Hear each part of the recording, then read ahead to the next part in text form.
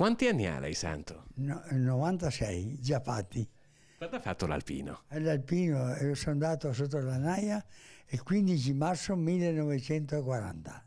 Che cosa significano per lei le adunate degli alpini? Ah beh, guarda, è spettacolo.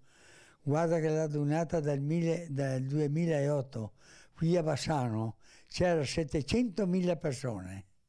E ora io ho anche la fotografia che ero in camionetta. Ma perché sono così importanti per gli alpini le adunate nazionali? Così, sai, il corpo medesimo che chiama. Ma dopo che anche tutti gli altri, c'è la fanteria, c'è i bersaglieri, c'è i marinai, gli avieri e così via. Senta, comunque è una soddisfazione il fatto che gli alpini tornino in Veneto. Ah sì, sì, caro, sì, neanche dirlo. Ah sì, sì, sempre contento mi. Senta, perché la gente vuole bene gli alpini? Perché è un corpo che va dappertutto, aiutano tutti, hanno le mani aperte.